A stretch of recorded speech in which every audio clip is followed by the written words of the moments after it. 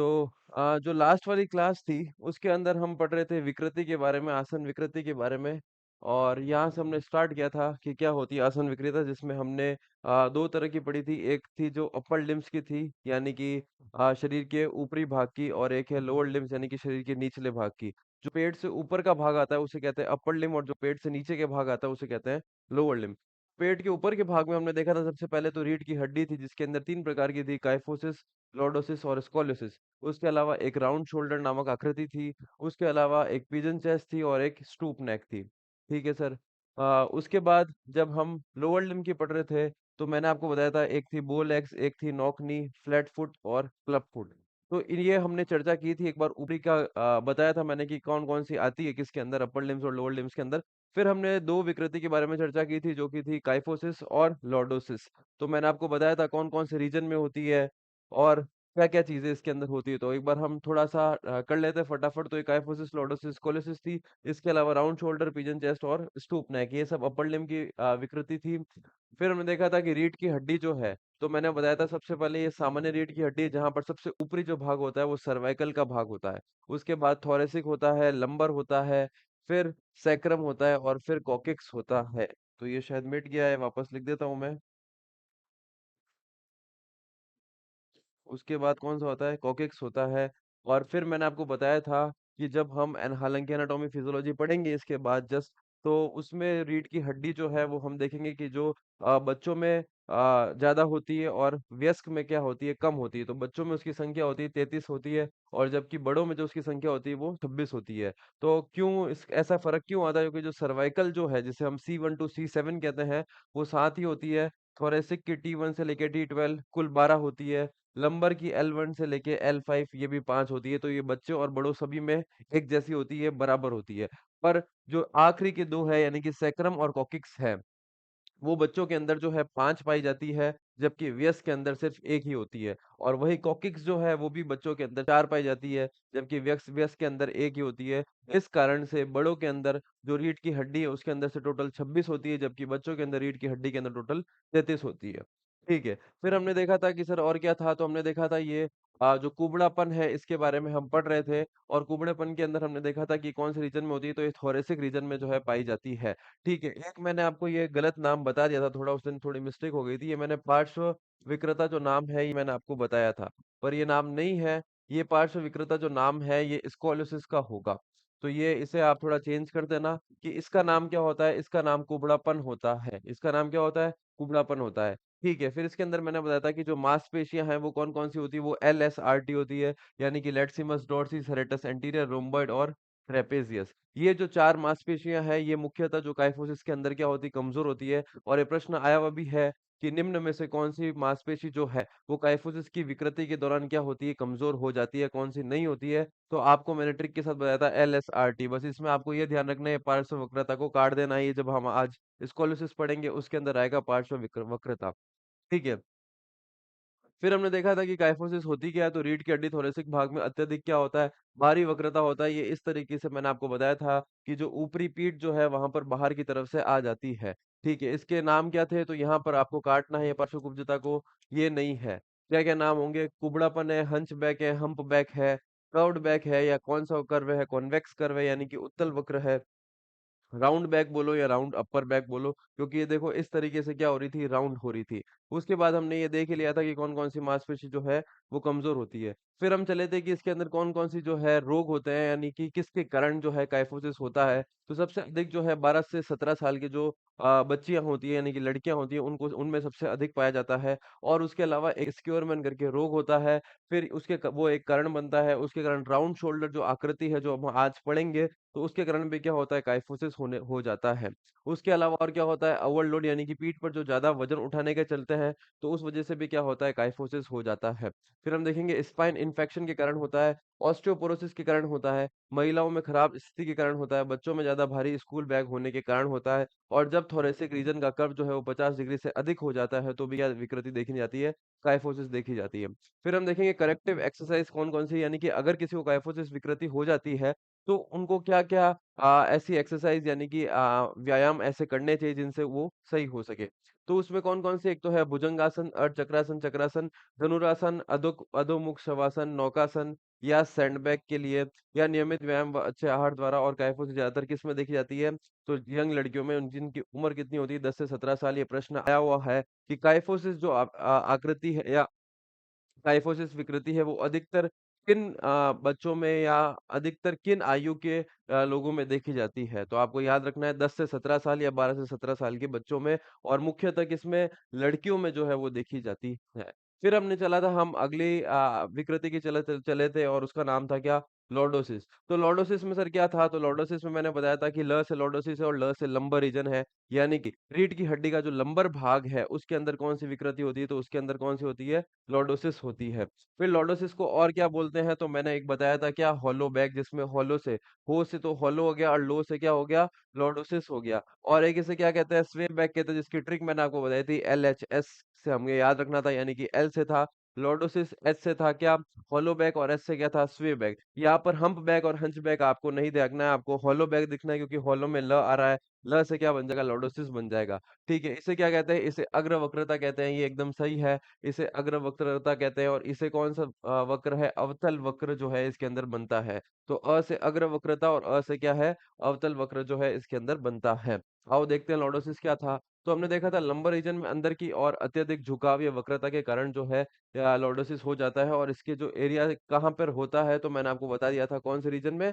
तो lumbar region में जो है लॉर्डोसिस विकृति पाई जाती है। इसके और क्या किन नाम से इन्हें जाना जाता है? तो एक अस्थि वक्रता, एक अग्र वक्रता, एक होलो बैक और एक स्वे बैक। फिर अग्र वक्रता और कौन-सा अ से अग्र वक्रता और अ से कौन-सा है अवतल वक्र इसके अंदर बनता है। ठीक है? फिर अब लॉर्डोसिस होने के क्या कारण होते हैं, तो आओ उनको भी हम देख लेते हैं। तो एक एक तो है सबसे पहले अकॉन्ड्रोप्लेसिया और इसके अंदर क्या होता है कि अस्थि की वृद्धि नहीं होती है, जिसके कारण धड़ का भाग जो है छोटा रह जाता है और मांसपेशियाँ वृद्धि के कारण कमर का निचला भाग क्या होता है, आगे आ जाता है। ठीक है? फिर क्या है स्पॉन्डिलोस्थेसिस यानी कि स्पॉन्डिलोस्थेसिस के कारण भी क्या होता है लॉर्डोसिस होता है। तो नाम में आ रहा है स्पॉन्डिलो, लॉ से क्या याद रखना है, लॉर्डोसिस याद रखना है। ठीक है? रीढ़ की हड्डी कमर के पास से आगे निकल जाती है इसके अंदर फिर अत्यधिक मोटापे के कारण होता है, पेट की मांसपेशियाँ कमज़ोर होने के कारण होता है, गर्भवती महिलाओं में होता है और अधिकतर ये है 50 प्लस की जो अधिक आयु के लोग हैं, उनमें जो है ये अधिक पाई जाती है, सर्वाधिक देखी जाती है। तो ये सब प्रश्न आए हुए हैं कि काइफोसिस किसमें अधिक होती है, तो 10 से 17 साल की लड़कियों में। फिर 50 प्लस जो लोगों के लिए कौन-सी विकृति होती है, तो वो होती है लॉर्डोसिस, ठीक है। अब हम आगे चलते हैं अब लॉर्डोसिस को करेक्ट करने के क्या है, सुरक्षात्मक आसन क्या है? तो ब इसमें बस अपन को ये ध्यान रखना था कि लॉर्डोसिस में क्या होता है कि पेट जो है वो अत्यधिक बाहर आ जाता है और पीठ जो है वो पूरी की पूरी अंदर चली जाती है। तो सर इसमें क्या होगा? तो इसमें वो सारे व्यायाम करेंगे जिसमें पेट क्या होगा? अंदर की तरफ जाएगा। तो आप व्यायाम देखोगे क्या है? हलासन है, पश्चिमोत्तानासन है, पादहस्तासन है, पवनमुक्तासन है, कर्ण पीड़ासन है, नवासन है, उत्तानासन है और सिट-अप्स है। तो ये प्रश्न बना हुआ है देखो इसके अंदर मैंने गोला भी कर रखा है। ये दोनों बहुत इंपॉर्टेंट है कि हलासन और सिट-अप्स जो है वो कौन-सी आकृति के अंदर होता है, तो वो लॉर्डोसिस के अंदर होता है और लॉर्डोसिस के कारण क्या होता है, फ्लैट फुट नामक विकृति होती है और फ्लैट फुट के कारण क्या होता है, फ्लैट फुट के कारण होता है अपने क्या नॉक नी। तो आपको ध्यान रखना है लॉर्डोसिस में क्या हुआ, पेट बाहर आया और जहाँ पर पेट बाहर आएगा, जहाँ पर वसा ज़्यादा होगी आपके शरीर के अंदर, वहाँ पर बीमारियों का क्या होगा, घर होगा क्योंकि हमने एक और ट्रिक देखी थी, जब हम जब हम वसा में घुलनशील जो है विटामिन पढ़ रहे थे, तो कौन-सा आ रहा था, कीड़ा आ रहा था। तो मैंने क्या बोला, जब जब वसा होगी तब तक क्या होगा कीड़े बनेंगे और उससे क्या होगा देखो लॉर्डोसिस के कारण क्या हो गई एक और आकृति हो गई कौन सी फ्लैट फुट हो गई और जब फ्लैट फुट होगा तो क्या हो जाएगा नौकनी भी हो जाएगा ठीक है अब हम आज की क्लास को स्टार्ट करते हैं स्coliosis के साथ। ये तो अभी हमने एक 5-10 मिनट का एक रिवीजन करवा दिया ताकि जिन बच्चों ने नहीं देखी है तो उनके लिए एक रिवीजन हो जाएगा और वापस थोड़ी चीजें याद आ जाएगी। अब हम आज की क्लास को पढ़ते हैं, नाम है स्coliosis यानी कि काइफोसिस लॉर्डोसिस हमने पढ़ ली थी। आखिरी जो रीढ़ की हड्डी की विकृति है स्coliosis को हम शुरुआत करते हैं। ठीक है भई, पूजा कह रहा है good afternoon sir, very good afternoon. आपको भी मधु, तोमर, अरविंद सिंह जोधा सभी को गुड आफ्टरनून। हम स्टार्ट करते हैं आज की क्लास। ठीक है, तो अब हम देख रहे हैं स्कोलियोसिस क्या होती है, स्कोलियोसिस विकृति क्या होती है। तो स्कोलियोसिस विकृति क्या होती है, सबसे पहले तो ये पार्श्व-कुब्जता, ये इसका नाम सही है। पहले हमने पार्श्व-कुब्जता को काइफोसिस के अंदर पढ़ रखा था, पर यहाँ पर स्कोलियोसिस का वो नाम होगा। पार्श्व-कुब्जता मतलब होता ये है कि किसी इंसान का जो एक कंधा है, वो थोड़ा नीचे की तरफ हो जाता है। जैसे मैं अगर आपको बना के बताऊँ ये कंधा जो है ये इस तरीके से नीचे की तरफ हो जाता है, उसे कहते हैं स्कोलियोसिस और इसे कहते हैं क्या पार्श्व वक्रता। तो देखो इसमें क्या हो गया एक तो पार्श्व वक्रता हो गया। उसके बाद अगर मैं आपको बताऊं अब ये कंधा नीचे कैसे होगा, अगर मैं इसको बना के बताऊं तो क्या होता है दोस्तों, जैसे मान लो किसी का ये शरीर है, तो अब इसमें क्या होगा कि हमने देखा था कि यहाँ पे पीछे की तरफ क्या होता है, ये इस तरीके से एक रीढ़ की हड्डी होती है। ये सामान्य है, ये सामान्य कर्व है जिसके अंदर मैंने क्या बना दी, रीढ़ की हड्डी बना दी। कैसी होती है सर, ये इस प्रकार से हड्डी होती है। अब जब स्कॉलियोसिस नामक विकृति होती है तो ये जो रीढ़ की हड्डी है, मैं यहाँ लिख देता हूँ। अब क्या हो गया, स्कॉलियोसिस नामक विकृति हुई। तो ये स्कॉलियोसिस नामक जब विकृति होगी तो इसके अंदर क्या होगा, इसके अंदर क्या होगा कि या तो ये कंधा क्या होगा, एक साइड झुक जाएगा। तो मैं इस साइड ज्यादा झुका देता हूँ, तो इस साइड झुकाऊंगा तो ये इस तरीके से क्या हो जाएगा, कर्व बन जाएगा। ठीक है। या फिर क्या होगा, ये नीचे की साइड क्या हो जाएगा, अधिक झुक जाएगा। नीचे की साइड अधिक झुक जाएगा तो वापस इस तरीके से या तो ऊपर से अधिक झुक जाता है या नीचे से अधिक क्या हो जाता है, झुक जाता है। तो ये अधिक झुकने के कारण क्या होता है, स्कॉलियोसिस नामक विकृति होती है। अब अगर मैं ऊपर वाले को अधिक झुकाता हूँ, ये मैं ऊपर वाले को अधिक जो है, ये देखो ये मेरा कंधा था और इसको मैंने क्या किया, अधिक झुका दिया। तो ये ऊपर वाला जो कंधा है वो अधिक झुक गया, तो मैं लिख देता हूँ कौन सा, ऊपरी कंधा। ठीक है। अब मैं क्या करता हूँ, थोड़ा सा नीचे वाले कंधे को अधिक झुका देता हूँ, तो ये मेरा निचला वाला कंधा हो गया। तो मैंने लिख दिया कौन सा कंधा, निचला कंधा। ठीक है। ये दोनों क्या है, स्कॉलियोसिस है। ठीक है। अब आप देखोगे गौर से तो इसमें क्या विकृति बन रही है, इसमें सी बन रहा है, सी बन रहा है भाई। ये भी देखो नीचे क्या बन रहा है, सी बन रहा है। ठीक है। अब अगर कोई ऐसी स्कॉलियोसिस हो गई जिसके अंदर ऊपर भी है और नीचे भी है, तो आओ अब मैं क्या करता हूं, मैंने ये इस तरीके से की स्कॉलियोसिस बना दी, जो क्या है, ऊपर भी है और नीचे भी है, ऊपर भी है और नीचे भी है। यानी कि जो कंधा है वो दोनों साइड ही झुक चुका है, ऊपर वाला भी और नीचे वाला भी।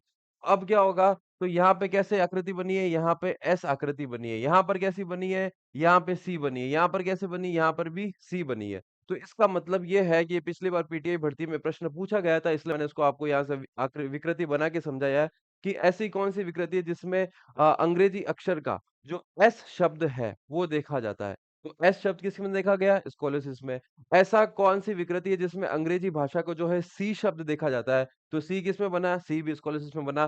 चाहे एस हो चाहे सी हो, दोनों किसके अंदर आएंगे, स्कॉलियोसिस के अंदर होंगे। ये बात आपको याद रखनी है। तो ये देखो क्या लिख दिया है, सी वो एस कर्व। ठीक है।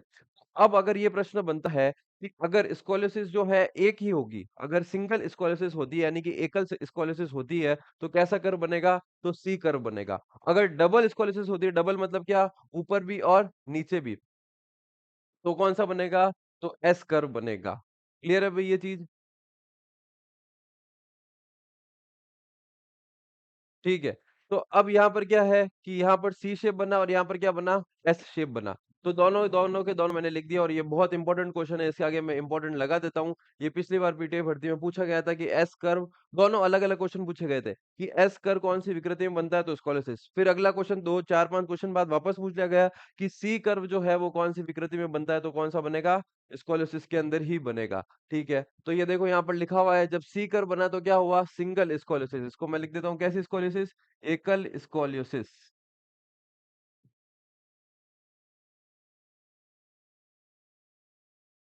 ठीक है। पर जब एस कर बना तो क्या हो गया, डबल स्कॉलियोसिस।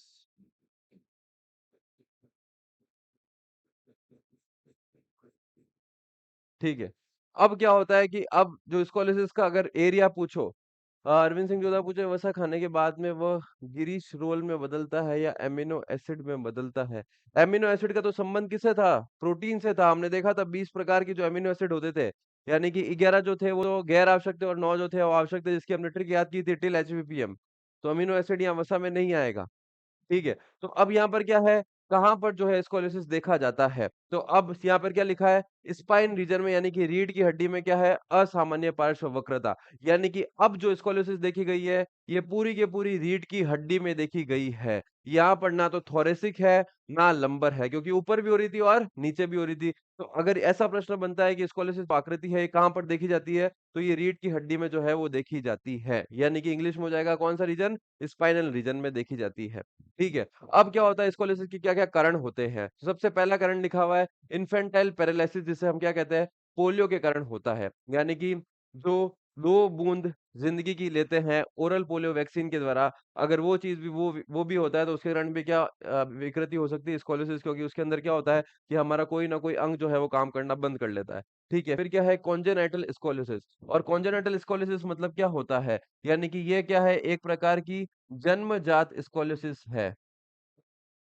जन्मजात यानी कि क्या है, हेरिडिटी वाली स्कोलियोसिस है, वो भी एक कारण बन जाता है। तो अगर प्रश्न ऐसा बनता है कि क्या स्कोलियोसिस जो है वो हेरिडिटी से हो सकती है, तो बिल्कुल हो सकती है। यानी कि हेरिडिटी का मतलब ये है कि आपकी जीन्स में पाई गई है, देखी गई है, यानी कि अगर आपके माता या पिता को किसी को स्कोलियोसिस नामक विकृति थी, तो बच्चों में भी हो सकती है। फिर क्या है, न्यूरोमस्कुलर कोऑर्डिनेशन। न्यूरोमस्कुलर क्या है, कोऑर्डिनेशन है। इसका मतलब क्या है, इसका मतलब है न्यूरो मतलब क्या, तंत्रिका मांसपेशी समन्वय। तो यहाँ लिख देता हूँ तंत्रिका मांसपेशी समन्वय। ठीक है, और क्या है, आनुवांशिकता के कारण, तो ये हमने डिस्कस कर ही लिया कि कॉन्जेनाइटल स्कोलियोसिस। फिर हमने कहा व्यायाम के अभाव के कारण, अगर व्यायाम ढंग से नहीं करते हैं। फिर गलत तरीके से भारी वजन को उठाना। तो जिम जाते हैं काफी जो विद्यार्थी है, काफी जो एथलीट होते हैं, वो गलत तरीके से भारी वजन को उठाते हैं, और वहां पर भी स्कोलियोसिस नामक विकृति होने के चांस रहते हैं।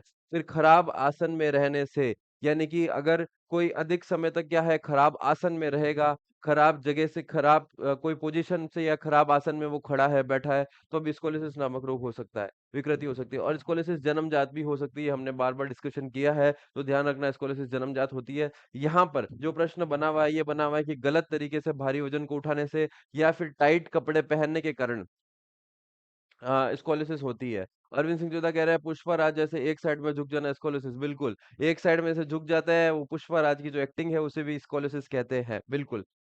ठीक है। तो मैंने देखा था कि जब ये चीज़ हुई थी, तो काफ़ी सारी रील्स जो है वो ट्रेंडिंग हो रही थी, और काफ़ी जो बच्चे हैं उन्होंने चलने का स्टाइल यही लगा दिया था। तो अगर यहाँ पर इसका मतलब क्या हो गया कि जो बच्चे हैं वो क्या कर रहे हैं, खराब आसन में चल रहे हैं, गलत चीज़ सीख रहे हैं और खराब आसन में चल रहे हैं, और वो अगर उनकी आदत पड़ गई, तो स्कोलियोसिस नामक रोग जो है, विकृति जो है वो हो सकती है। इसका आपको ध्यान रखना है। ठीक है भाई, तो अपन को ये चीज़ें कॉपी नहीं करनी है। आगे है करेक्टिव एक्सरसाइज ऑफ स्कोलियोसिस, यानी कि क्या है, सुरक्षात्मक आसन।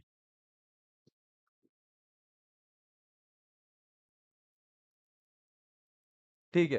तो अब इसमें क्या है कि जैसे हम पोल पे लटकते हैं, तो पोल पे लटकते हैं, तो वो उसमें क्या होगा, करेक्टिव एक्सरसाइज हो गया, यानी सुरक्षात्मक आसन हो गया। आप देखो, आप ये खुद सोचो कि अब मेरे को मेरा जो रीढ़ की हड्डी है उसको सीधा करना है, तो मेरे को वो सारे व्यायाम करने हैं जो क्या होगा, जिसमें मेरा शरीर क्या होगा, एकदम सीधा होगा। तो जब मैं पोल पे लटकूंगा, तो मेरा शरीर क्या होगा, ऊपर से लेके नीचे तक क्या होगा, सीधा होगा। या साइड में झुकना, त्रिकोणासन। मान लो अगर एक साइड जो है स्कोलियोसिस हो रखा है, तो मैं दूसरी साइड क्या करूंगा, झुकूंगा, उसको सही करूंगा, तो वो क्या हो जाएगा, त्रिकोणासन हो जाएगा। ठीक है, फिर क्या है ताड़ासन, यानी कि फिर से क्या है, हाथ को ऊपर करके ताड़ासन करना है, स्ट्रेट जो है खड़ा रहना है। और क्या है, देखो सारी जो चीजें हैं वो सीधे सीधे आकृति के लिए है। तो अगला देखो आप हैंड स्टैंड। तो हैंड स्टैंड आपको पता है, हाथों के ऊपर क्या करना, खुद को खड़ा रखना। फिर क्या है, ब्रेस्ट स्ट्रोक इन स्विमिंग। और सबसे जो इंपॉर्टेंट प्रश्न है, जो पिछली पीटीआई भर्ती में पूछा गया था, कि ब्रेस्ट स्ट्रोक इन स्विमिंग किसका सुरक्षात्मक आसन है, किस विकृति के लिए जो है ये सुरक्षात्मक आसन है। तो आपको ध्यान रखना है, मैं लिख दे रहा हूँ, ब्रेस्ट स्ट्रोक इन स्विमिंग। तो अगर ये प्रश्न बनता है, तो ये किसके लिए होगा, ये किसके लिए होगा, ये स्कोलियोसिस का होगा सुरक्षात्मक आसन। इस पॉइंट को आप स्टार लगा के मार्क कर देना। फिर क्या है, उष्ट्रासन है, धनुरासन है, चक्रासन है, अर्धचंद्रासन है, अर्धमत्स्य आसन है। स्कोलियोसिस ज्यादातर किसमें होती है, एडोलसेंस एज में पाई जाती है। इस बात को आपको ध्यान रखना है कि स्कोलियोसिस किसमें पाई जाती है, एडोलसेंस जो एज है उसमें स्कोलियोसिस है वो पाई जाती है। ठीक है भाई। उसके बाद हम चलते हैं मेजरिंग ऑफ स्कोलियोसिस, यानी कि ये जो प्रश्न है ये भी बहुत इंपॉर्टेंट है। मैं आगे स्टार लगा देता हूँ और रेड पेन से लिख देता हूँ।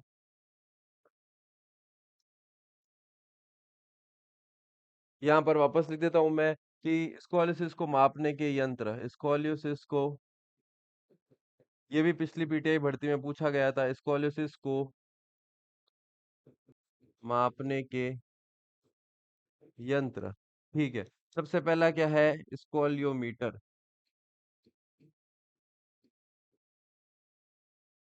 और दूसरा क्या है, स्कोलियोग्राफ।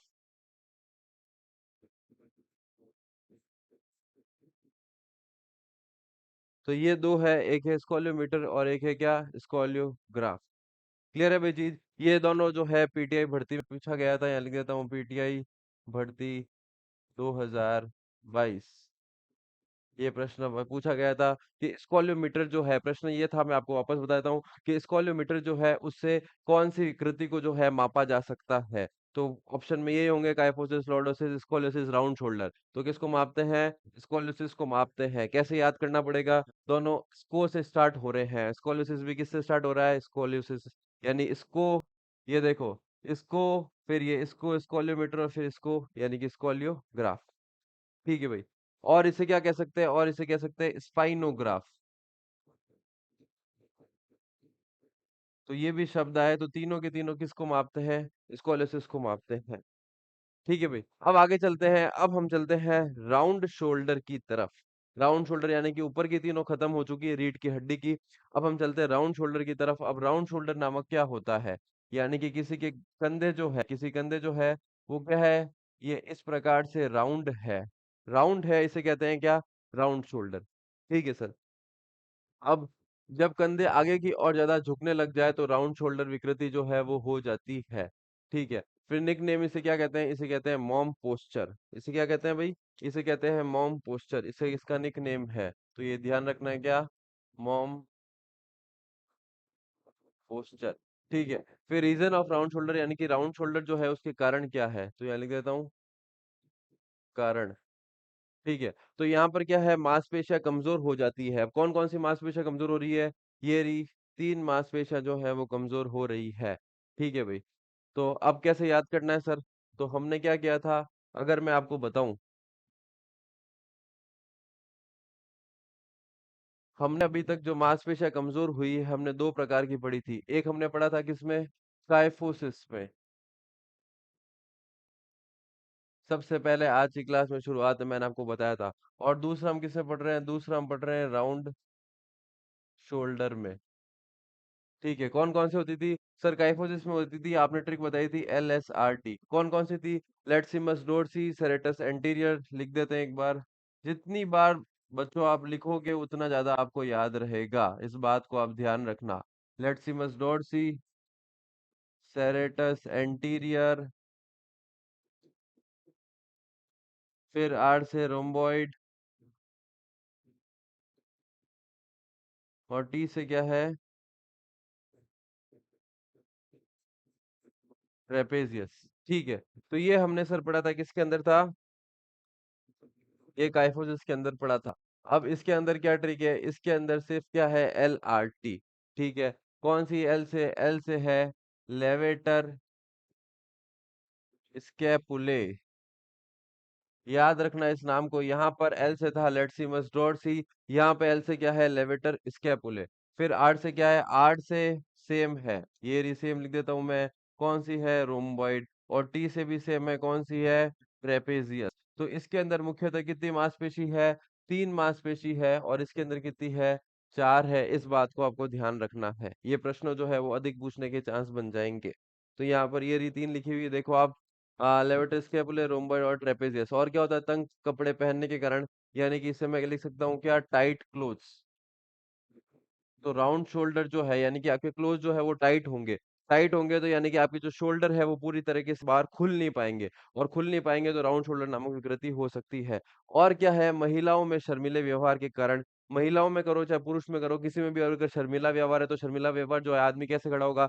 ऐसे नीचे देखते हुए खड़ा होगा। ये इस तरीके से खड़ा होगा, और उसको क्या हो सकता है? उसको राउंड शोल्डर नामक विकृति हो सकती है। तो आपको ध्यान रखना है, ये दोनों के दोनों पॉइंट जो है, तंग कपड़े यानी कि टाइट क्लोथ, और महिलाओं में शर्मीले व्यवहार के कारण जो है वो स्कॉलर या राउंड शोल्डर नामक विकृति हो सकती है। ठीक है। अब इसके सुरक्षात्मक आसन कौन से हैं? तो एक तो है सरकमडक्शन, एक है शोल्डर सरकमडक्शन, कंधों में खिंचाव व्यायाम, गोमुखासन, गरुड़ासन, पुल अप्स द्वारा, और पर्वतासन, चक्रासन और धनुरासन। यानी कि अब यहाँ पर क्या होगा? अब यहाँ पर मेरे कंधे जो है वो गोल हो गए हैं, यानी कि आगे से बाहर आ गए हैं। तो अब मेरे को वापस कंधों को क्या करना पड़ेगा? खोलना पड़ेगा। और जब खोलना पड़ेगा तो मैं ये सारे आसन का क्या करूंगा? उपयोग करूंगा। चक्रासन, धनुरासन, पर्वतासन, कंधों में खिंचाव, गोमुखासन, गरुड़ासन, पुलअप्स वगैरह, ये सब करूंगा। ठीक है भाई। अब हम चलते हैं पिजन चेस्ट की तरफ। क्या है भाई? Pigeon chest. तो पिजन चेस्ट मतलब क्या होता है? तो पिजन चेस्ट मतलब ये होता है कि यहाँ पर एक चेस्ट, ये आपका चेस्ट है आगे की तरफ, और यहाँ पर एक चेस्ट की हड्डी होती है, वो एकदम से क्या हो जाती है, बाहर आई हुई होती है। तो मैं यहाँ पर लिख देता हूँ, सीने की हड्डी का बाहर आना। यानी कि जो हमारी चेस्ट की जो हड्डी है जिसे हम स्टर्नम कहते हैं, वो अधिक क्या हो जाती है, वो अधिक बाहर आई हुई होती है। जबकि स्टर्नम की क्या है, मुख्य पोजीशन क्या है, स्टर्नम इस तरीके से बीच में रहती है, और यहाँ पे क्या होता है, यहाँ पे रिब्स जो है वो होते हैं। पर यहाँ पर क्या होता है, ये हड्डी जो है ये अत्यधिक बाहर की तरफ आ जाती है, और उसे ही कहते हैं हम क्या, पिजन चेस्ट। आप देखोगे कि अगर आपने पिजन, पिजन नाम कैसे पढ़ा, तो आपने देखा होगा कबूतर, कबूतर को कहते हैं पिजन। तो कबूतर जो है उसकी भी क्या होती है कि जो यहाँ की चेस्ट की जो हड्डी है, उसकी गर्दन तो बहुत छोटी सी होती है, और चेस्ट जो है वो अधिक बाहर आया हुआ होता है, इसलिए उसका नाम क्या पड़ा, पिजन चेस्ट जो नाम से है इसे जाना जाता है। ठीक है सर। तो अब क्या है, स्टर्नम हड्डी जो है वो ज्यादा आगे आ जाए तो अब इसे अन्य नाम क्या है, अन्य नाम से प्रश्न पूछे जाते हैं, तो इसे क्या कहते हैं, इसे कहते हैं कील चेस्ट। यानी कि यहाँ पर जो हड्डी है वो किसकी तरह बाहर आ गई, कील की तरह बाहर आ गई, इसलिए इसे क्या बोला, कील चेस्ट बोला। ठीक है सर।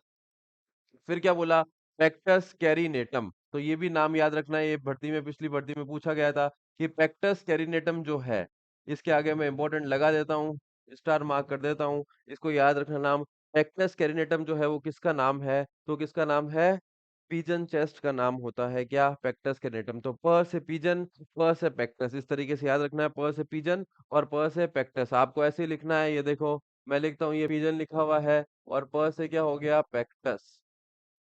ये आप इस तरीके से जो छोटी-छोटी ट्रिक्स है इसको ऐसे लिख दो, ताकि हमें एग्जाम में कंफ्यूजन नहीं होगा कि ये पेक्टस कैनेटम है, राउंड शोल्डर को बोल देते हैं, या स्coliosis को बोल देते हैं, किसे बोले, तो प से प याद रखना है। फिर पिजन चेस्ट कौन से रीजन में होता है, तो आपको ध्यान रखना है थोरेसिक रीजन में। थोरेसिक मतलब सबसे आगे। और थोरेसिक रीजन तो सर आपने बताया था कि ये जो हड्डी थी, यानी कि ये हड्डी रीढ़ की हड्डी थी, अत्यधिक बाहर आ गई थी। तो ये रीढ़ की हड्डी जब पीछे की तरफ अत्यधिक बाहर आती थी तो उसे कहते थे काइफोसिस।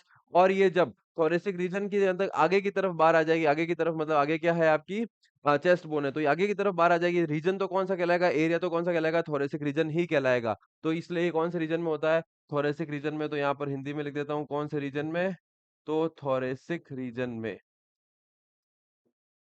इस बात को ध्यान रखना है, ठीक है। अब इसके और क्या, चलो ये तो पेक्टस जो पिजन चेस्ट है ये यहाँ पर खत्म होता है। तो ध्यान रखने वाली बात यही थी कि एक से क्या कहते हैं, कील चेस्ट करते हैं, यानी कि जो स्टर्नम हड्डी वो कील की तरफ बाहर आ जाती है। एक इसे पेक्टस कैरिनेटम कहते हैं। प से पिजन, और प से क्या याद किया था, प से याद किया था हमने पेक्टस कैरिनेटम। ठीक है भाई। अब आगे क्या है, पिजन चेस्ट कौन से रीजन में होता है, तो थोरेसिक रीजन में होता है। बस इतने ही प्रश्न जो है पूछे गए हैं।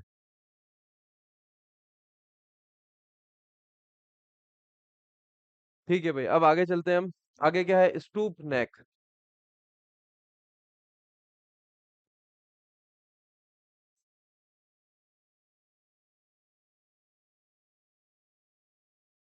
स्टूप नेक, तो स्टूप नेक क्या होता है, स्टूप नेक क्या होता है, तो इसे क्या बोलते हैं, इसे हडल्ड नेक के नाम से जाना जाता है। इसे क्या बोलते हैं, इसे हडल्ड नेक के नाम से जाना जाता है। अब इसमें क्या होता है, इसका मतलब ये होता है कि जो नेक है वो एकदम क्या हो जाती है, छोटी हो जाती है। गर्दन कैसी हो जाती है, एकदम छोटी हो जाती है, यानी गर्दन ना के बराबर दिखती है, तो इसे क्या बोलते हैं, हडल्ड नेक कहते हैं। और इसमें क्या होता है, सिर आगे की ओर होता है, यानी कि जो सिर है ये बाहर की तरफ बाहर जाता है, तो गर्दन अपना आप ही क्या हो जाती है, छोटी हो जाती है। ठीक है। खराब मुद्रा व अधिक स्क्रीन टाइम के कारण। अब ये चीज ये आपको ध्यान रखनी है कि हम क्या करते हैं, हम जब मोबाइल देखते हैं, लैपटॉप देखते हैं, या कंप्यूटर के सामने बैठते हैं, या फिर हम टैब के सामने ऐसे इस यूं तरीके से मूवी देख रहे होते हैं, तो इसमें क्या होता है, हमारी जो गर्दन है वो अधिक बाहर आई हुई होती है, और हमारी आंखें जो है उस पे गड़ी हुई होती है। तो इसके कारण भी क्या होता है, ये विकृति होती है। क्या नाम है, स्टूप नेक जो विकृति होती है, ये कौन से रीजन में होती है, तो मैंने क्या बोला था आपको, ध्यान रखना। मैंने आपको बोला था कि ये हमारी रीढ़ की हड्डी शुरू हो रही थी, और शुरुआत होते ही गर्दन के जस्ट नीचे जो रीजन पाया जा रहा था, इस रीजन का नाम मैंने आपको बताया था सर्वाइकल। याद है भाई नाम?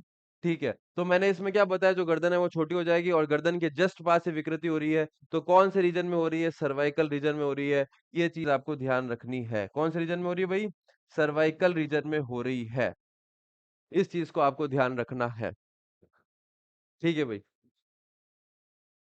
अब आगे चलते हैं, अब आगे जाते हैं हम लोअर लिम्स के ऊपर यानी कि निचले भाग के ऊपर। क्या ऊपरी भाग पूरी तरह से क्लियर हो गया भाई सभी को? एक बार फटाफट ऑल क्लियर लिख दीजिए कमेंट बॉक्स में। और नहीं तो एक बार मेरे को पूछ लीजिए, अगर कोई चीज वापस समझानी है तो, या कोई डाउट है तो आप पूछ सकते हो। 2 मिनट का समय है, फटाफट।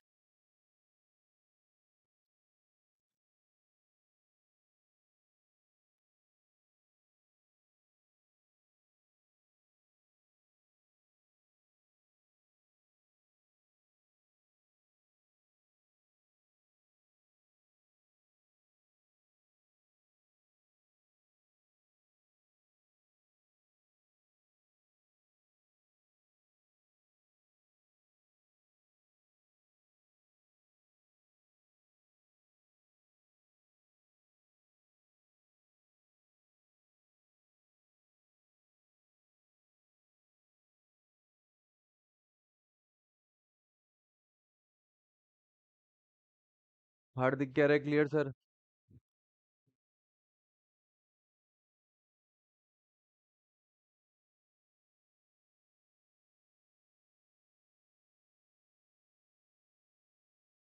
पिंकू वाली कह रहे हैं लेट हो गई। लेट नहीं होना है भाई, जल्दी जल्दी। सर ओके है सर, आप पढ़ाओ, ठीक है भाई। अब आगे चलते हैं, अब है लोअर लिम्स की डिफॉर्मिटीज। ठीक है, तो अब क्या होता है, यानी कि अब निचले भाग के अंदर। ठीक है भाई। तो अब क्या होता है कि बोल एक्स, सबसे पहले क्या आता है, बोल एक्स नामक विकृति होती है जिसे हम क्या कहते हैं, गैनुवेरम के नाम से जानते हैं, और इसे क्या होता है, धनुषा आकार। ठीक है, तो अब पहले से हम इसको समझ लेते हैं, हम दो चीजों को एक साथ पढ़ेंगे। ठीक है, एक तो हम क्या पढ़ेंगे, बोल एक्स पढ़ेंगे, और एक हम पढ़ेंगे किसको, नौकनी को पढ़ेंगे। तो यहाँ पर मैं लिख देता हूँ एक बार हिंदी में, इसे क्या कहते हैं, इसे बोल एक्स कहते हैं। ठीक है, इसे क्या कहते हैं, इसे नौकनी कहते हैं। ठीक है, तो अब हम समझते हैं कि दो चीजें क्या होती है।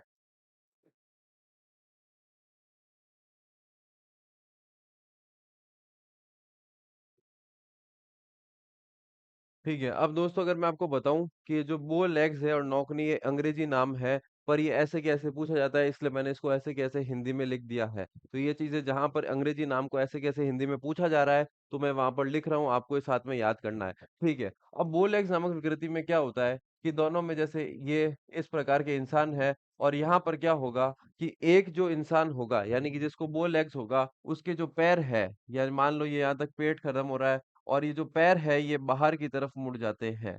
कैसे मुड़ गए भाई, बाहर की तरफ। ठीक है, अब सर इसमें क्या होगा, ठीक है दोनों को एक साथ पढ़ रहे थे हम। ठीक है, तो इसमें क्या होगा, इसमें जो पैर होंगे वो कैसे होंगे, अंदर की तरफ मुड़ जाते हैं।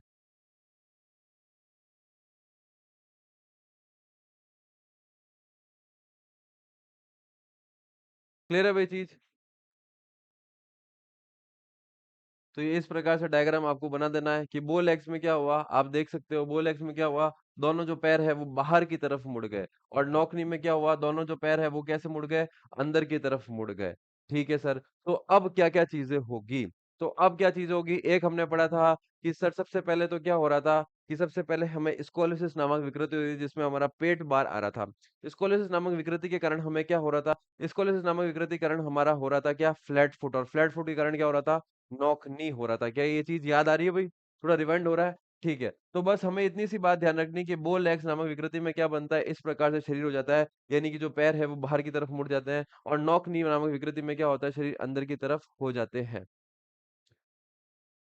ठीक है, अब नाम से कैसे याद रखो किस में अंदर की तरफ क्या हो रहा है, नॉक बोल रहा है। तो हम जब भी किसी का भी गेट खटखटाते हैं तो क्या होता है, गेट को खट करता है। जैसे मान लो ये गेट है, अब मैं इसको क्या कर रहा हूँ, खटखटा रहा हूँ, इसको ही कहते हैं हम नॉक कहते हैं। कि भाई किसी कोई कहता है कि भाई अगर मेरे घर पे आ रहे हो तो आप क्या करो, नॉक करके आओ। तो नॉक हुआ मतलब कि दोनों पैर क्या हो गए, टकरा गए। बस इतनी सी ध्यान रखनी, नॉक हुआ तो क्या हुआ, दोनों पैर टकरा गए। ठीक है, और बोल एक्स क्या हुआ, इसका उल्टा हो गया, क्योंकि हमने दोनों को एक साथ पढ़ा है। इस चीज का ध्यान रखना है कि जब भी आप किसी के घर में एंटर करते हो, तो ये मैं किसी का घर है, उसका ये गेट है, तो मैं क्या करूंगा, नॉक करूंगा और फिर उस घर के अंदर जाऊंगा। तो इसी तरीके से जब हमारी जो दोनों गोडे हैं, जिसे हम कहते हैं नीज कहते हैं, तो वो जब दोनों जो चीजें हैं वो नॉक होती है, दोनों गोडे जब यानी कि दोनों नी जो है नॉक होती है, तो उसे हम कहते हैं नॉक नी। और वो लेग्स में क्या हो जाता है, वो लेग्स में उल्टा हो जाता है, यानी कि जो यहाँ पर नॉक करी थी ये अब उल्टी तरह हो गई, यानी कि बाहर की तरफ मुड़ गई है।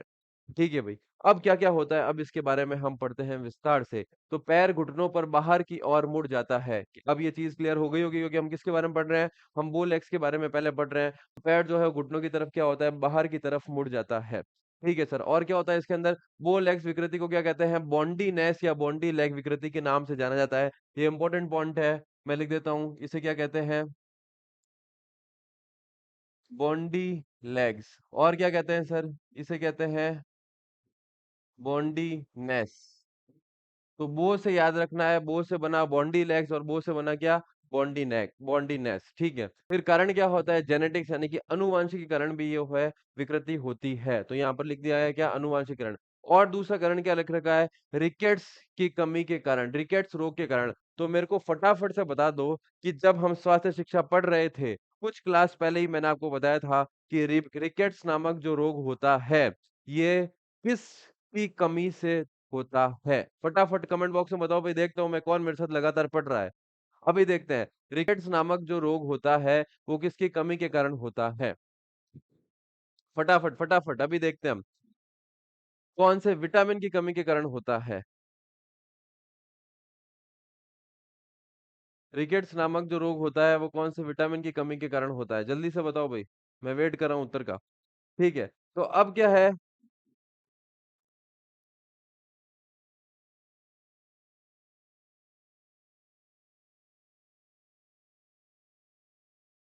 चलो, हालांकि उत्तर यहीं पे लिख रखा है, तो जिसने थोड़ा दिमाग लगा होगा, ये देखो, कैल्शियम या विटामिन डी की कमी के कारण जो है वो रिकेट्स नामक रोग जो है वो होता है।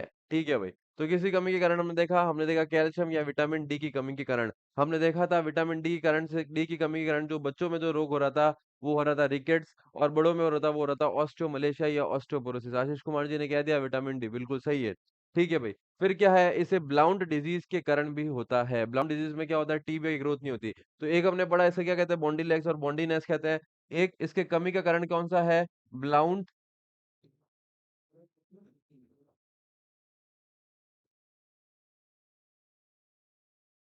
ब्लाउंट रोग। अब ये क्या होता है सर, ब्लाउंट रोग, ब्लाउंट रोग दोस्तों वो होता है कि हमारा जो पैर है, ये मैं कह देता हूँ किसी का, ये किसी के ये पैर है। ठीक है, इस पैर में क्या होता है, यहाँ पर एक हड्डी होती है, क्या नाम है उसकी, टीबिया। टीबिया हड्डी होती है। अब टीबिया हड्डी सर कहाँ होती है, तो अगर ये पैर है तो पैर के बाहर की तरफ होती है टीबिया, और अंदर की तरफ कौन सी होती है, फिब्यूला। जब हम एनाटॉमी पढ़ेंगे तो मैं आपको बताऊंगा। तो मैं कह रहा हूँ ये बाहर की तरफ है तो कौन सी हड्डी है, टीबिया। और ये अंदर की तरफ जो हड्डी होगी उसे क्या कहेंगे, फिब्यूला। ठीक है सर। तो अब यहाँ पर ये जो टीबिया हड्डी की जो है विकास, ग्रोथ में कह सकता हूँ क्या, विकास, टीबिया हड्डी का जब विकास नहीं होता है तो उस रोग को क्या कहते हैं, ब्लाउंट रोग। और ब्लाउंट रोग की कमी के कारण क्या होता है, ब्लाउंट रोग की कमी के कारण क्या होता है, बोल लैक्स होता है। ठीक है, अब क्या कह रहा है, करेक्टिव एक्सरसाइज यानी कि क्या है, पहली करेक्टिव एक्सरसाइज क्या है, पश्चिमोत्तानासन। पश्चिमोत्तानासन आपने देखा होगा कि हम क्या करते हैं, हम इस सीधे इस तरीके से बैठता है कोई, कोई इंसान जो है वो इस तरीके से घुटने को बैठता है, घुटने को बेंड करता है, और फिर यहाँ पर हाथ रख के क्या होता है, पीछे की तरफ घूमते हैं। तो उसे कहते हैं पश्चिम उत्तानासन, यानी कि आप घुटने को क्या कर रहे हो, अंदर की तरफ धक्का दे रहे हो, अंदर की तरफ धक्का देके आप खुद पीछे की तरफ मुड़ रहे हो। तो यहाँ पर होता ही यही है कि बो लेग्स में पैर जो है, घुटने जो है बाहर की तरफ आ गए हैं। तो अब मेरे को क्या करना है, मेरे को अंदर की तरफ करना है, तो कौन सा आसन करूंगा, पश्चिम उत्तानासन। और क्या करूंगा, और होगा शवासन। कौन सा होगा, और होगा शवासन। शवासन में भी क्या होता है, पैर जो है वो एकदम सीधे होते हैं। अब मेरे बाहर की तरफ है तो मेरे को कैसे करना है, सीधे करना है। और क्या होता है, ताड़ासन। ताड़ासन में भी क्या होता है, हाथ ऊपर की तरफ, यानी कि क्या हो रहा है, मेरे जो पैर है वो कैसे हो रहे हैं, स्ट्रेट हो रहे हैं। इस चीज को आपको ध्यान रखना है। ठीक है, अब एक चीज मैंने आपको यहाँ पर नहीं बताई है, जो कि ट्रिक के माध्यम से होगी। ठीक है सर, आपने ये हमको बताया था कि एक बोलेक्स होता है और एक नौकनी होता है, उसमें हमको ये आपने बता दिया था। ठीक है, तो सबसे ज्यादा इंपॉर्टेंट जो चीज है कि इनके अन्य नाम से प्रश्न बनते हैं। ठीक है, तो यहाँ पर मैं क्या लिखता हूँ, बोलेक्स को कहते हैं गैनू वैरम। ठीक है सर, इसको क्या कहते हैं, इसको कहते हैं गैनू वेलगम।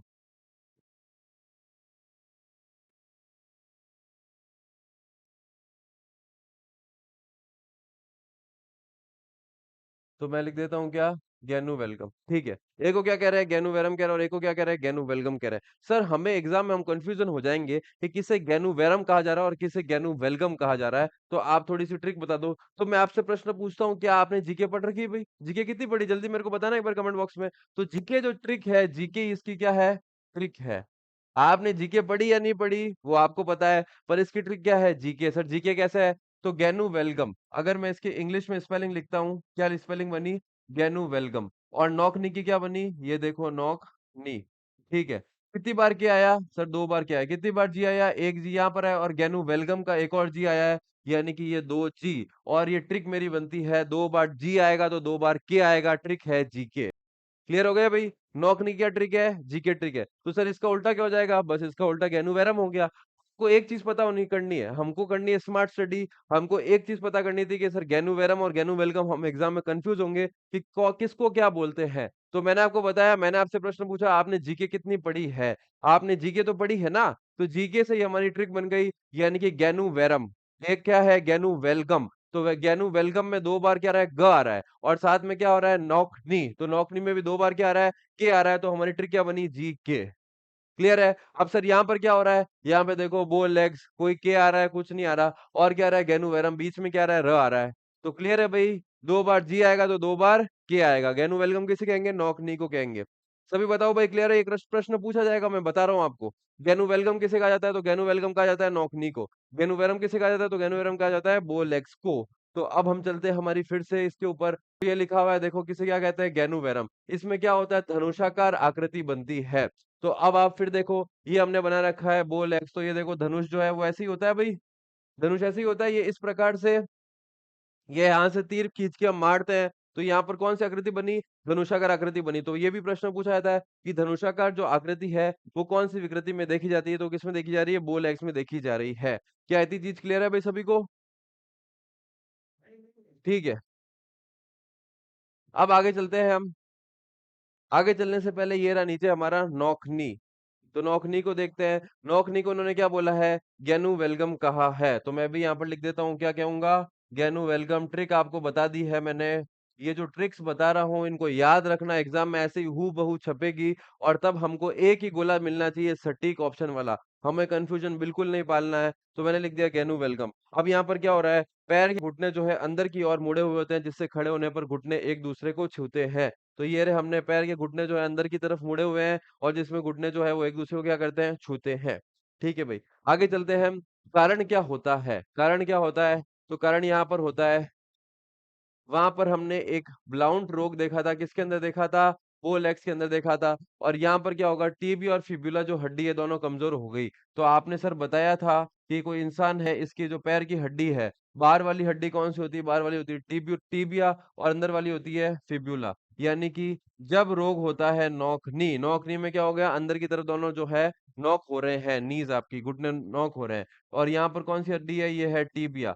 तो ये दोनों हड्डी जो है वो कमजोर हो जाती है, किसके अंदर? नोक नी के अंदर। और क्या होती है? रिकेट्स रोग के कारण। यहाँ पर भी कौन सा रोग है? रिकेट्स रोग। हमने पढ़ा था किसकी कमी के कारण? विटामिन डी की कमी के कारण, जो बच्चों में देखा जाता है।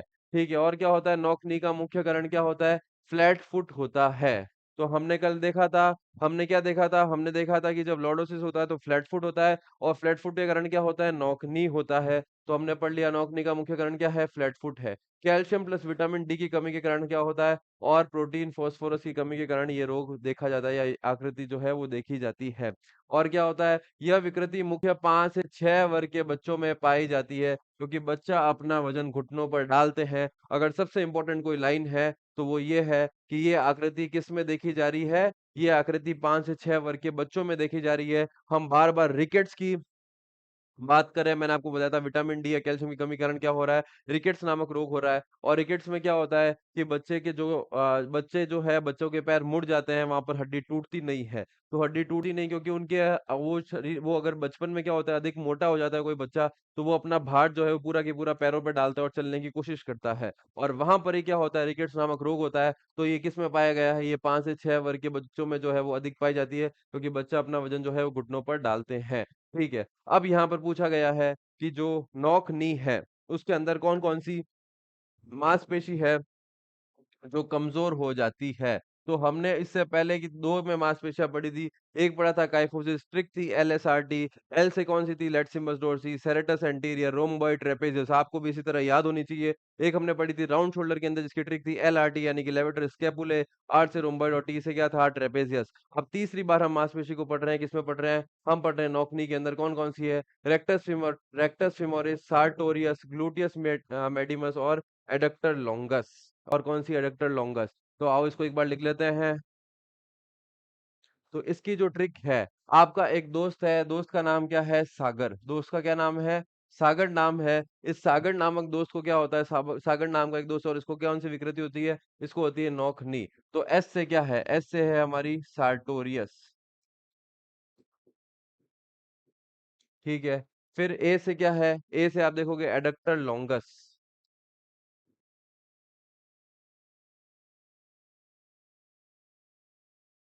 फिर जी से क्या है? तो आप ये देखोगे जी से कौन सी हमारी? Gluteus medius. दिख रही है भाई? Gluteus medius.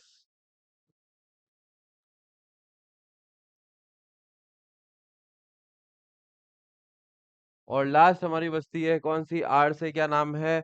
Rectus femoris. तो ये जिस तरीके से मैं बार बार बोर्ड पे लिख रहा हूँ, वैसे ही आपको बार बार क्या करनी है? अपनी नोटबुक में लिखनी है, तब तो हमको याद रहेगी। ये ट्रिक्स वगैरह नहीं तो हम भूल जाएंगे और एग्जामिनर यहाँ से ले लेगा। क्वेश्चन जो है वो हमारा साफ हो जाएगा। तो ध्यान रखना, sartorius, rector longus, gluteus medius है, ग्लूटियस मेडिमस, और क्या है? Rectus femoris. ये चार जो है, चार मांसपेशी जो है वो कमजोर हो जाती है, हम कह सकते हैं डैमेज हो जाती है। ठीक है। अब इसको क्या है? Corrective exercise.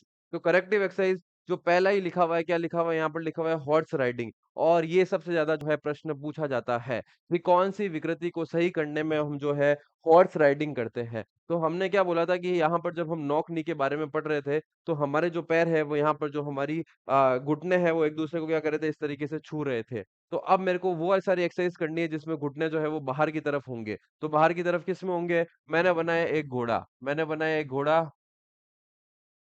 ठीक है। तो यहाँ पर क्या होगा? इस घोड़ा, ये जो घोड़े के ऊपर जब मैं बैठूंगा, तो मेरा पैर क्या होगा? अपना आप ही बाहर की तरफ होगा, बाहर की तरफ होगा। और इसी विकृति को यहाँ से मैं क्या कर रहा हूँ? अपनी जो नौकनी विकृति है, उसको सही कर रहे हैं। तो हॉर्स राइडिंग का जो प्रश्न है ये इंपॉर्टेंट है कि हॉर्स राइडिंग, घुड़सवार, घुड़सवारी इसके अंदर जो है सुरक्षात्मक आसन के रूप में कार्य करती है। तो याद रखना है नौकनी, क्योंकि इसके अंदर क्या हो रहा है? पैर जो है, घुटने जो है बीच में मिल रहे हैं, तो हमें क्या करना पड़ेगा? हमें घुड़सवारी करनी पड़ेगी। और क्या है? पद्मासन। पद्मासन यानी कि इस तरीके से बैठना। तो यहाँ पर भी क्या हो रहा है? घुटने बाहर की तरफ आ रहे हैं। और क्या करना? पवन मुक्तासन। तो जहां जहां पर घुटने जो है वो सीधे हो रहे हैं या बाहर की तरफ हो रहे हैं, वो सारे मैं करूंगा। पवन मुक्तासन। और क्या है चौथा? वीरभद्रासन। क्लियर है भाई ये चीज? तो नॉक नी और बो लेग्स को हमने विस्तार रूप से पढ़ लिया है। क्या ये चीज क्लियर है भाई? जल्दी से बता दो भाई।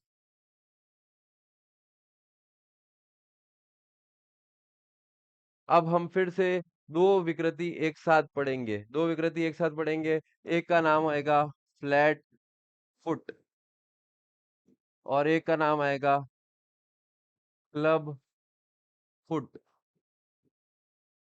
जल्दी से बताओ भाई, क्या ये चीज क्लियर है?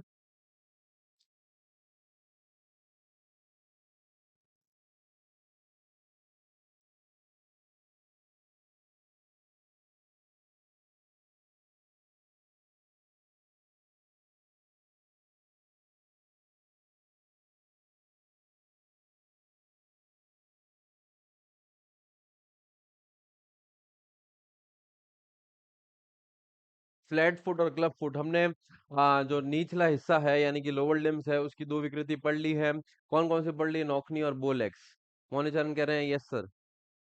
ठीक है भाई, हम आगे चलते हैं अब। फ्लैट फुट और क्लब फुट, अब ये क्या क्या होता है? नाम से क्या हो रहा है? फ्लैट है। फ्लैट है यानी कि अब बात हो रही है सिर्फ पैर की। तो जब ये पैर नीचे से क्या होता है? फ्लैट होता है, तो उस विकृति को क्या कहते हैं? इस विकृति को कहते हैं फ्लैट फुट। अब क्या होता है? Club foot. तो क्लब फुट में क्या होता है? पैर जो है, ये किसी का पैर है। अब ये क्या हो रहा है? इस तरीके से कर्व बन रहा है। ये क्या बन रहा है? ये कर्व बन रहा है, ये देखो, ये कर्व बन रहा है भाई। इतना ज्यादा कर बन रहा है। और अगर मैं सामान्य फूड की बात करूं, तो सामान्य कैसा होता है भाई हम लोगों का? कि हम लोगों का सामान्य है तो नॉर्मल हल्का सा कर्व होता है।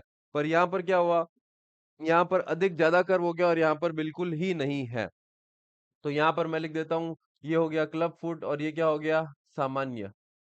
तो तीनों में फर्क समझ आ रहा है कि भाई क्या हुआ, एक हुआ फ्लैट फुट हुआ यानी नीचे वाला जो है एकदम समतल है, एक में क्या हुआ बहुत ज्यादा उठा हुआ गया यानी इसे क्या कहते हैं, क्लब फुट कहते हैं, और एक क्या है, सामान्य है, ये हमारा सामान्य पैर होता है। ठीक है भाई, तो अब क्या क्या चीजें हुई है, अब हम देखते हैं इनको क्या क्या कहते हैं। चलो इससे पहले यहाँ के इसके और अन्य नाम है, तो अन्य नाम को भी हम एक बार याद कर लेते हैं कि सर किसके अन्य नाम क्या होते हैं। ठीक है, तो एक हमने ट्रिक याद की थी जीके की, याद है भाई, क्या नाम था, गैनू वेलगम, और के से क्या था, नॉकनी। एक को क्या कह रहे थे, गैनू वेरम कह रहे थे, क्या नाम था, बोलेक्स। अब दूसरी ट्रिक जो हम इसके पढ़ रहे हैं, दूसरी ट्रिक क्या है, फ्लैट फुट। तो यहाँ पर क्या आ रहा है, अगर मैं इसको इंग्लिश में स्पेलिंग लिखूं तो ये इस प्रकार से स्पेलिंग बनती है, फ्लैट फुट। ठीक है, तो दो बार क्या आ रहा है, एफ आ रहा है। तो इसका जो अन्य नाम बनेगा वो क्या बनेगा, पेस प्लेनस। इंग्लिश में लिख दो सर, ये लिख दिया इंग्लिश में, पेस प्लेनस, यानी दो बार क्या आया, दो बार क्या आया, पी आया। तो यही हमारी ट्रिक है कि अगर दो बार एफ आएगा तो दो बार क्या आएगा, पी आएगा। जहां दो बार जी आ रहा था यानी कि गैनू वेलकम, वहां पर दो बार क्या आ रहा था, के आ रहा था यानी कि नौकनी। तो ऐसे कैसे दो बार एफ एफ आ रहा है यानी कि फ्लैट फुट आ रहा है, तो क्या आएगा, पेस प्लेनस। चारों नाम में से अभी हम इसका नाम देखेंगे, हमने चार नाम पढ़े, बोल एक्स के, नौकनी के, फ्लैट फुट के और क्लब फुट के। इन चारों में से अगर एक नाम नहीं छपता पेपर में तो आप मेरे को आके कह देना, चाहे थर्ड ग्रेड हो, चाहे सेकंड ग्रेड हो, चाहे फर्स्ट ग्रेड हो, किसी ना किसी में ये नाम, एक नाम बिल्कुल छपेगा 100%। आज लिख के ले लो, आज मैं आपको ये वीडियो का जो मतलब नॉर्मल रील है ये बना के मैं जिस दिन पेपर आएगा उस दिन डाल दूंगा। आज तारीख कितनी, 27 अक्टूबर 2025। मैं आपको कह रहा हूँ ये नाम पक्का छपेगा, और अगर आपने मेरे से ट्रिक देख ली है तो आप कभी नहीं भूलोगे, इस ट्रिक को अपने नोटबुक सबसे ऊपर पेज पे लिख देना। ठीक है सर, अब क्या हो रहा है, अब इसको मैं लिखता हूँ क्लब फुट। तो यहाँ पर क्या आ रहा है, सी आ रहा है, तो यहाँ पर क्लब से ही क्या बनता है, केवीआर फुट। क्या होता है सर ये केवीआर फुट, क्यों नाम पड़ा है इसका केवीआर फुट, तो केवीआर फुट नाम क्यों पड़ा है, यानी कि आप देखोगे कि एक गुफा होती है, हम जब वैष्णो देवी या कहीं जाते हैं तो गुफा में जाते हैं, इस गुफा को क्या कहते हैं, इस गुफा को कहते हैं केव। गुफा को क्या कहते हैं, केव कहते हैं। तो वहीं से नाम क्या पड़ा है, केवीआर फुट नाम पड़ा है, याद रखना आप। तो एक का नाम क्या पड़ा, पेस प्लेनस। अब इसका जो दूसरा नाम क्या है, एक तो नाम पढ़ लिया हमने केवीआर फुट, और क्या नाम पड़ता है, एक और नाम पड़ता है इसका, पेस केवस। तो देखो इसके अंदर भी क्या आया है, ये केव आया है। केव किस में आएगा, केव आएगा केवीआर के अंदर या क्लब फुट के अंदर। तो इसको इंग्लिश में स्पेलिंग में लिखो तो क्या हो गया, पेस केवस। क्या इतनी चीज क्लियर है भाई, पेस केवस किसका नाम है, पेस प्लेनस किसका नाम है, पेस प्लेनस किसका नाम है, फ्लैट फुट का, यानी कि जहां दो बार एफ आया वहां दो बार क्या आएगा, पी आएगा। फ्लैट फुट का नाम क्या पड़ा, पेस प्लेनस पड़ा, और इसका नाम क्या पड़ा, पेस केवस पड़ा है। क्लियर है भाई, दोनों में फर्क पता चल गया। अब इसको पढ़ लेते हैं हम फटाफट, चलो आओ पढ़ लेते हैं। क्या चीज पढ़ाई सर आपने,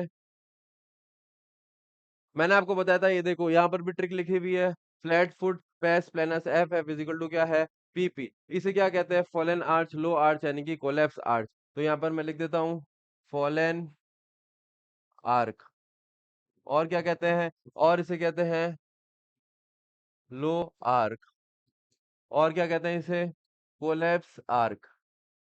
ये क्या लगा रखा है सर, आर्क आर्क। दोस्तों ये जो हमारा जो सामान्य पैर है, सामान्य पैर में ये हल्का सा जो आर्क बन रहा था, इसे कहते हैं ये आर्क, ये हल्का सा क्या बनना, कर्व बनना। और जब यहाँ पर क्या होता है, ये स्ट्रेट हो जाता है, तो स्ट्रेट हो जाता है तो यहाँ पर क्या हो गया, फॉलन आर्क यानी कि गिर चुका है, आर्क गिर चुका है। लो आर्क यानी कि बहुत कम आर्क हो चुका है, और कोलैप्स आर्क यानी कि खत्म हो चुका है। तो इसलिए इसके नाम पड़े, किसके पड़े हैं, ये फ्लैट फुट के नाम पड़े हैं। फिर हमने क्या देखा, पैर के सामान्य आर्क का क्या होना, नुकसान होना। तो हम देख ही रहे हैं ये जो सामान्य आर्क था ये क्या हो गया, नुकसान हो गया। ये तो कैसा था, ये तो था सर सामान्य, और ये कैसा था, ये है फ्लैट फुट। ठीक है सर, और क्या था, लॉर्डोसिस प्लस नॉकनी जो है फ्लैट फुट के कारण होती है। तो हमने देखा था लॉर्डोसिस के कारण फ्लैट फुट, फ्लैट फुट के कारण क्या हो रहा था, नॉकनी। तो ये सब लॉर्डोसिस और नॉकनी किस किस कारण हो रही है, फ्लैट फुट के कारण हो रही है। तो फ्लैट फुट के कारण क्या हो रहा है, हील वेल्गस भी होता है। फ्लैट फुट के कारण क्या होता है, हील वेल्गस। इसका नाम क्या पड़ा, एक और नाम, हील वेल्गस। सर ये क्या होता है हील वेल्गस, तो जो लड़कियां हैं वो हील कहाँ पहनती है, फ्लैट फुट यानी फुट में पहनती है। ये और वहां पर क्या हो गया, फुट तो क्या हो गया, खत्म हो गया, यानी कि एकदम सपाट हो गया, तो इससे क्या बोला गया, हील वेलगस। अब यहाँ पर क्या है, पेडोग्राफ द्वारा, एक हमने देखा था स्कोलिसिस के अंदर देखा था, देखो बच्चों बहुत इंपॉर्टेंट पॉइंट है ये। एक हमने स्कोलिसिस के अंदर देखा था, स्पाइनोग्राफ देखा था, स्कोलोमीटर देखा था, और यहाँ पर क्या आ रहा है, यहाँ पर एक और नाम आया फ्लैट फुट के अंदर, क्या आया, पेडोग्राफ द्वारा इसका जो एक है फ्लैट फुट विकृति को मापा जाता है। तो इस पॉइंट को ध्यान रखना, किसके द्वारा, पेडोग्राफ, किसका, फ्लैट फुट। क्लब फुट मत करके आना, किसके लिख रहा हूं मैं, फ्लैट फुट के कारण लिख रहा हूं। इन चीजों को बहुत ध्यान रखना, ये प्रश्न बहुत इंपॉर्टेंट है। ठीक है, फिर क्या है, अब आते हैं हम क्लॉ फुट यानी कि क्लब फुट के अंदर। तो इसे क्या बोलते हैं, इसे बोलते हैं पेस कैवस, जो हमने लिखा है, क्या कहते हैं, पेस कैवस। पेन चेंज कर देता हूं मैं ताकि आपको याद रहेगा, क्या लिखते हैं इसे, पेस केवस कहते हैं। क्लॉ फुट क्या हो या क्लब फुट क्या हो, बात एक ही है। ठीक है, और क्या है, ये देखो ये लिखा हुआ है, क्लॉ फुट क्या है, high instep, high arch, talipes cavus, hollow foot भी कहा जाता है। और क्या है, क्लब फुट को कॉन्जेनिटल टेलिपस यानी इक्विनोरस भी कहा जाता है। चलो आओ, इसको क्या नाम लिखा है, हाई इंस्टेप, हाई आर्क, टेलिपस। तो यहाँ पर क्या हो रहा था, ये जो सामान्य पैड था, ये अधिक क्या हो रहा था, ये इस तरीके से हम देख रहे थे कि इसके अंदर, क्लॉ फुट के अंदर। सबसे पहले तो मैं इसके नाम लिखता हूँ, क्या हुआ, ये जो नाम लिख रहा हूँ ये बहुत इंपॉर्टेंट है। एक नाम क्लॉ फुट, इसे क्या कहते हैं, इसे कहते हैं क्लब फुट। अब क्या हुआ, ये जो आर्क है कैसा बन गया, हाई बन गया, यानी कि बहुत अधिक हो गया। तो मैं इसे क्या कहूंगा, high in step, high in step.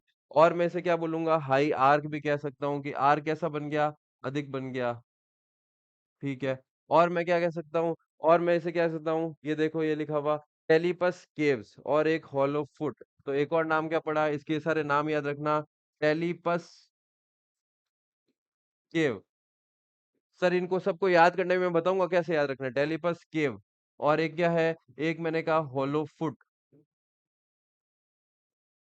ये सब किसके नाम है, ये सब क्लॉ फुट या क्लब फुट के नाम है। अब कैसे याद करना है सर, थोड़ा सा ये बता दो। तो याद कैसे करना है, हाई इंस्टेप, यानी कि ये कैसा हो गया, हाई हो गया। हाई आर, ये भी कैसा हो गया, हाई हो गया। अब टेलिपस केव, तो इस केव को याद रखना, केव किसके अंदर बन रही है, केव बन रही है हमारी क्लब फुट के अंदर या क्लॉ फुट के अंदर। और एक क्या है, हॉलो फुट, यानी कि कैसा हो गया, खोखला हो गया। हॉलो फुट यानी कि कैसा हो गया, खोखलो। ये देखो क्या बन रहा है बीच में, ये जीरो बन रहा है। तो जीरो मतलब क्या हो गया, खोखला हो गया, यानी कि खाली हो गया है। तो ये सब किसके नाम थे, क्लॉ फुट के यानी कि क्लब फुट के अंदर। तो ये सारे नाम हमने पढ़ लिए। और फिर इसमें क्या लिखा है, जो क्लॉ फुट है या क्लब फुट है, ये कैसे होता है, तो ये कॉन्जेनाइटल टेलोपेस, या कॉन्जेनाइटल मतलब क्या होता है, जन्मजात। तो ये भी एक प्रकार का कैसा होता है, जन्मजात होता है। और एक क्या है, इक्विनोवेरस भी कहा जाता है। तो मैं लिख देता हूँ इसे, एक और क्या नाम है, अगले पेज पे लिखे थे जहाँ पे हमने सारे नाम पढ़े थे। इसे क्या कहा गया, इसे कहा गया इक्विनोवेरस। तो ये सारे नाम जो है, ये सब नाम से प्रश्न पूछा जाता है। और प्रश्न किससे बनेगा, पेडोग्राफ, तो याद रखना किससे था, फ्लैट फुट से था। फ्लैट फुट से था, ये देखो हमने पेडोग्राफ पढ़ा था, कहाँ पढ़ा था भाई, ये रहा फ्लैट फुट, यहाँ से क्लब फुट स्टार्ट हो रहा है। ये क्लब फुट स्टार्ट हो रहा है, पेडोग्राफ किसके अंदर है, फ्लैट फुट के अंदर। सर कैसे याद रखना था, तो मैंने आपको एक ही ट्रिक बताई थी, उस एक ही ट्रिक के अंदर सब चीजें हो रही थी। ये मैंने आपको ट्रिक बताई थी, FFPP, ये बताई थी भाई, FFPP, ये ट्रिक बताई थी मैंने आपको, बिल्कुल बताई थी सर। तो FPP से क्या क्या हो रहा था, एक हमने देखा था फ्लैट फुट से क्या बन रहा था, पेस प्लेनस बन रहा था। और एक पी से क्या होगा, पेडोग्राफ होगा। यानी कि फ्लैट फुट को मापने का जो यंत्र है वो भी क्या है, पेडोग्राफ, वो भी किससे बना, पी से बना। FF से लेके याद रखना था हमें, क्या याद रखना था, PP याद रखना था। क्या इतनी चीज क्लियर है भाई। तो हमने इसके साथ ये भी पढ़ लिया है कि यानी कि जो हमारी पैर की जो चारों होती है, flat foot, claw foot, bow legs, knock knee, यानी कि हमने जो आकृति पढ़ी है वो ऊपरी हिस्से की भी पढ़ ली और निचले हिस्से की भी पढ़ ली, यानी कि अपर लिम्ब की भी पढ़ ली और लोअर लिम्ब की पढ़ ली। और इसी के साथ हमारा जो स्वास्थ्य शिक्षा है वो पूरी तरह खत्म होता है। बिल्कुल, हमने एक और टॉपिक को खत्म कर दिया है। इसके क्वेश्चन जो है वो मैंने पहले ही डाल दिए थे, स्पोर्ट्स न्यूट्रिशन करके आपको दिख जाएगा। तो आप उसके जो क्वेश्चन है वो सॉल्व कीजिए। और अब हम कल से हमारा एनाटॉमी और फिजियोलॉजी को स्टार्ट करेंगे। तो अब बिल्कुल किसी प्रकार की कोई छुट्टी नहीं रखनी हमें। हमें एक साथ लाइव आके पढ़ना है, तब तो मजा आएगा आपको एनाटॉमी फिजियोलॉजी, क्योंकि सबसे अधिक जो प्रश्न पूछे जाते हैं वो एनाटॉमी फिजियोलॉजी से पूछे जाते हैं। मैं एक प्रकार का जो पास्ट ईयर में जो क्वेश्चंस बने हैं, कहाँ कहाँ से किस टॉपिक से कितने प्रश्न बने हैं, वो भी मैं तैयार कर रहा हूँ। कल परसों की एक यूट्यूब वीडियो में हम उसको भी बता देंगे कि कहाँ से कौन कौन से प्रश्न जो है अधिक बने हैं। उसमें आप देखोगे एनाटॉमी फिजियोलॉजी में से अधिक प्रश्न जो है शारीरिक शिक्षा के अंदर पूछे गए हैं। तो हम एनाटॉमी फिजियोलॉजी को ही पहले पकड़ते हैं और एकदम आराम से, जिस तरीके से हमने ये दोनों टॉपिक को कवर किया है, खेल प्रशिक्षण और स्वास्थ्य शिक्षा, ऐसे कैसे हम एनाटॉमी को भी एकदम नस्ते नाबूद कर देंगे। पर अब ऑनलाइन आके देखोगे तभी मजा आएगा। अगर आप सोच रहे हो रिकॉर्डिंग देख लूं तो वो चीजें मजा नहीं आएगा। और दूसरी चीज, या तो यहाँ पर मेरे को कोई डाउट नहीं पूछ रहा है, कोई मेरे को डाउट नहीं पूछ रहा है, तो यहाँ तो दो चीज बनती है कि या तो आप पढ़ नहीं रहे हो और या फिर आपको एकदम अच्छे से समझ आ रहा है। तो अगर नहीं पढ़ रहे हो तो फिर पढ़ना स्टार्ट कर देना भाई। किसी के डाउट ही नहीं आ रहे हैं, मैं तो सोच रहा हूँ कब से देख रहा हूँ कि भाई कोई डाउट पूछे, कोई डाउट पूछ नहीं रहा है। हाँ भाई बताओ भाई, स्वास्थ्य शिक्षा में कहाँ पे दिक्कत आई है? आपने कुछ कहीं और पढ़ा है? गलती मुझसे भी हो सकती है, ऐसा कुछ नहीं है कि मेरे से गलती नहीं हो सकती है। मैं बिल्कुल यहाँ पर आके उस गलती को स्वीकार कर लूंगा कि हाँ भाई मेरे से गलती हुई थी, मैंने ये चीज आपको गलत बताई थी। तो आप अगर कहीं और कुछ और पढ़ते हैं तो आप मेरे को व्हाट्सएप पे मैसेज कर सकते हैं, मैं आपको उसका सॉल्यूशन भी कर दूंगा। और नहीं तो आप मेरे को यहाँ पर लाइव पे पूछिए कि सर क्या होता है। पर डाउट तो लेके आओ। कोई डाउट ही नहीं आ रहा है, आपने दो टॉपिक खत्म कर दिए हैं।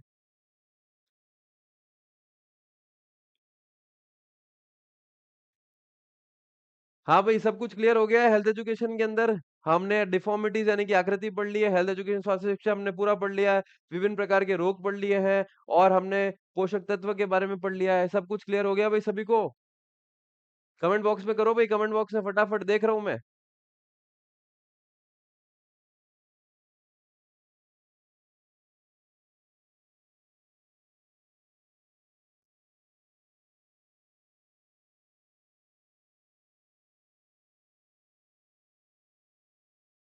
जल्दी जल्दी जो जो लाइव देख रहे हैं फटाफट कमेंट बॉक्स में लिखो भाई, क्या क्या डाउट है या फिर ऑल क्लियर।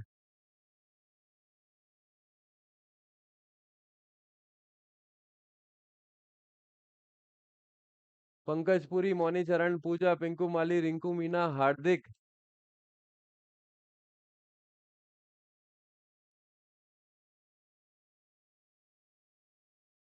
मजा आ रहा है भाई पढ़ने में? अब सब चीजें याद हो रही है या नहीं हो रही है? बताओ भाई बताओ जल्दी। बस शर्त यही है, साथ साथ पढ़ते रहना। और कुछ बच्चों का ये सवाल था कि सर शॉर्ट नोट्स कैसे बनाए, तो ये जो मैं बोर्ड पे लिख रहा हूँ एक प्रकार के शॉर्ट नोट्स है, तो इनको आपको लिखना है, क्योंकि ये जो वही चीजें लिख रहा हूँ बहुत इंपॉर्टेंट है एग्जाम की दृष्टि से। उसको मैं खुद बार बार लिख रहा हूँ, ताकि आपको मेरे को देख के, कम से कम मेरे को देख के तो लिखो आप।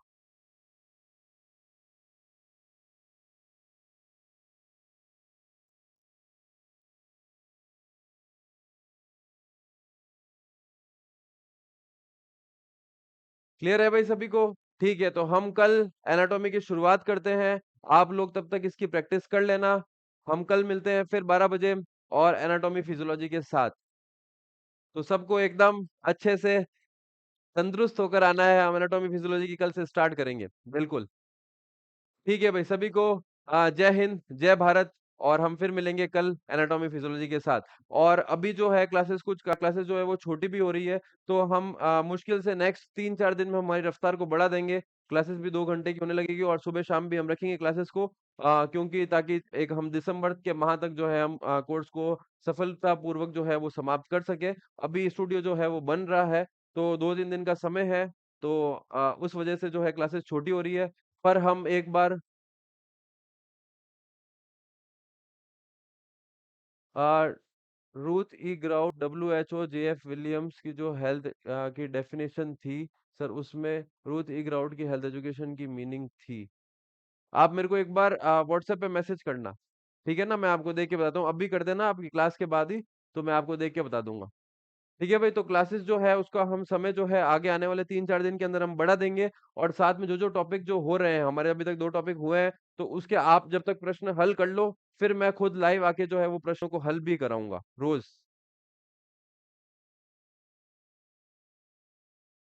हाँ बिल्कुल, हेल्थ और हेल्थ एजुकेशन दोनों पूछ सकते हैं। ठीक है भाई, तो हम कल फिर मिलते हैं। जो डाउट हो जो जैसे आप हार्दिक आप बोल रहे हो तो ये आप मेरे को व्हाट्सएप कर देना, मैं भी चेक कर लूँगा। ठीक है भाई, फिर मिलते हैं हम, तब तक के लिए जय हिंद, जय भारत।